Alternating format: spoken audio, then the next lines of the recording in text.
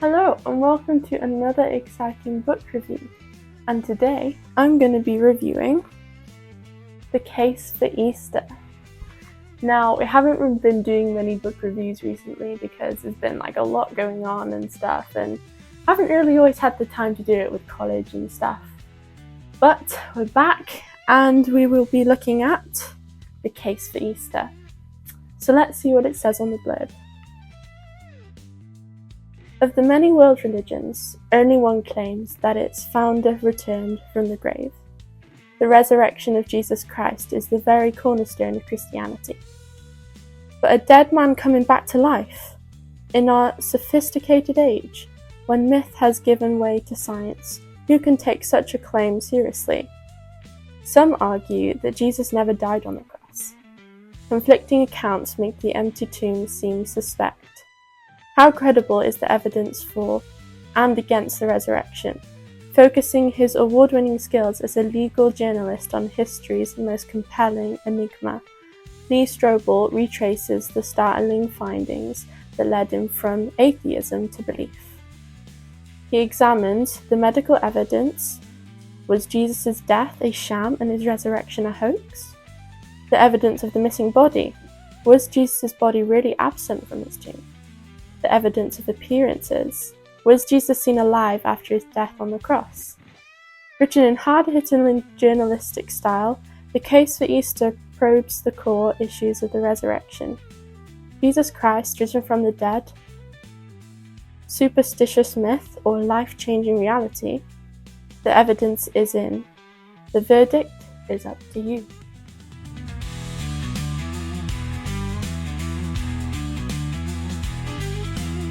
Now, as you've known that I've been looking at different storybooks and stuff, this is a lot different because this is actually about the case of Christ.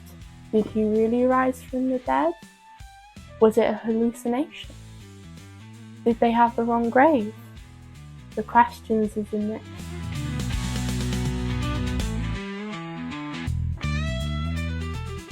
So, like it said, Lee Strobel, he was an atheist, and he goes and interviews all sorts of different people about the case of Christ to see if Jesus actually did rise from the dead. Now, back in those days, it was really harsh. Crucifixion was probably the worst death that anyone could ever go through, because Jesus went through horrific, torturous times there, that when he was condemned, he was flogged. And in those days, people who got flogged like that by the Romans, with this whip of some sort, they did not survive, and they were probably even lucky to even get through it, because a lot of people died from those sort of whips. And as well with what Jesus went through, getting nailed to a cross, and very, very painful. He was probably in absolute agony, because in those days they would say that, his hands were nailed to the cross, but actually it was his wrist, because the hands would have just ripped through. But he had to have his arms stretched out as much as possible in those days to keep him staying up on the cross. And he also had his feet nailed to the cross as well, in the worst possible places.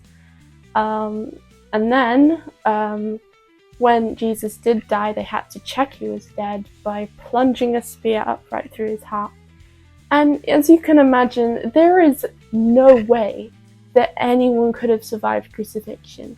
And there was no way that Jesus could have survived that crucifixion. And considering all the facts, Jesus was definitely dead.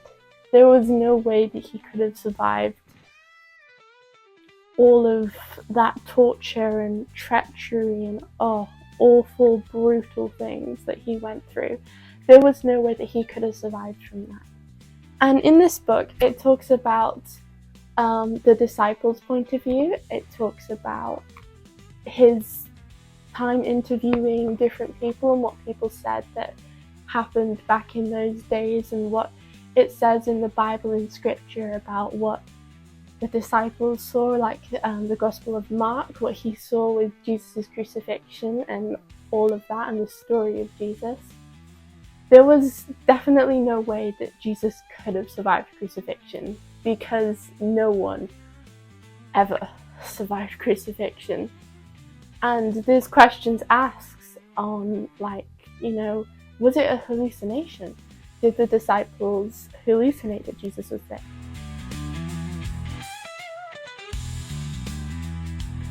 But the facts are there, because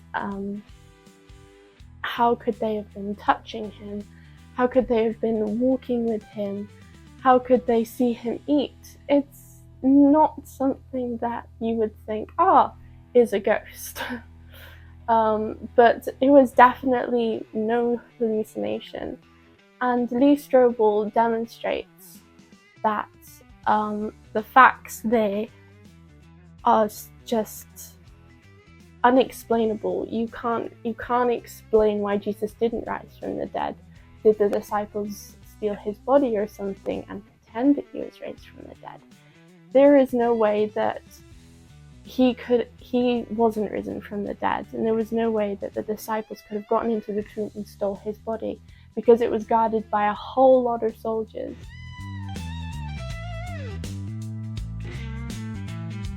Now, in those days, soldiers were not just, or these Romans, the soldiers, Romans were very,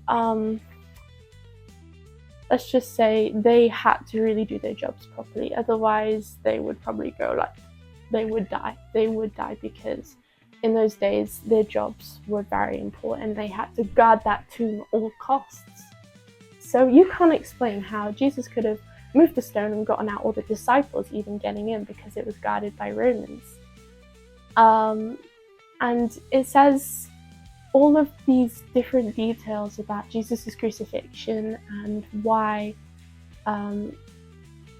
what people actually saw, and the proof that people had that Jesus was definitely dead on that cross. There was no way that he survived that at all, and the only explanation is he did rise from death. Now, the questions that you would want to be asking is these questions. If you wonder about the case of Christ, I would definitely read this book, because I really enjoyed it. I really enjoyed reading about what people's thoughts were. It is such a great investigation and something good to look at on, like, the case of Christ, of like what Jesus actually went through, and there was no way that he would have survived that, and the only way is he would have risen from death. And this guy was an atheist, and from being an atheist and turning into a Christian, that is quite a big thing. And from the facts that he has seen from these different people that he interviewed, there was all combining together that Jesus did actually rise from death. And Jesus was an actual historical figure. So there was definitely a way that Jesus did rise from death. I found this book really interesting, to be honest. I think it is a really good, worth the read. I honestly do recommend it to people who ask these questions as well. And it does answer a lot of these questions on what people would probably be asking, like the agony of the cross, and how secure was the tomb, were any guards present. It answers all these questions that you're probably looking for, and this guy went through a lot of people and asked people like who would have studied all these things and actually have studied of like things like blood, and like, oh yeah, Jesus was definitely dead, because water separated from blood means that you were dead. But it really does answer these questions, and I would really encourage you to read it, because I honestly think it is a brilliant read. I would definitely give this book 5 stars. I did enjoy reading about the case of what this guy went through all these different people and asked a lot of questions, and it really does dive deeper into it.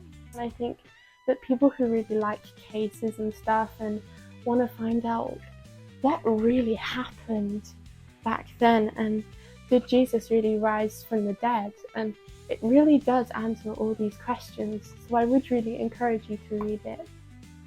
I would say that some of these, it does describe things in a lot of detail in brutal ways. So I would recommend this to probably older teens and up, because it does go deep into this. But honestly, I do think it is a brilliant read, and I do recommend it to you, and that you would just see that Jesus did really rise from the dead, and he is alive today. He is alive today, and he is working. He is working in our lives right now. And I just hope that when you read this book, you will just be blessed by it, and that your questions will be answered, because some of these questions aren't always easy to answer, but I honestly think this book really did answer a lot of questions in what people would have asked in an argument for saying that, oh, did Jesus really rise from the dead? Well, I'd recommend you read this book and see what the people say about it, and the doctors and all sorts of things like that, and what Lee Strobel really saw in these people, and what he learnt and had written down, recorded in this. And this is a true story. So like, he really did go through all this, and it is all there in this book. And there are more like this. There's also a kid's book called The Case of Christ, which I would say is probably less detail, but still really good. So I would really recommend you read that. Thank you so much for watching. Don't forget to like, subscribe, and click that bell below, and you'll never miss another episode. Thanks for watching. Bye.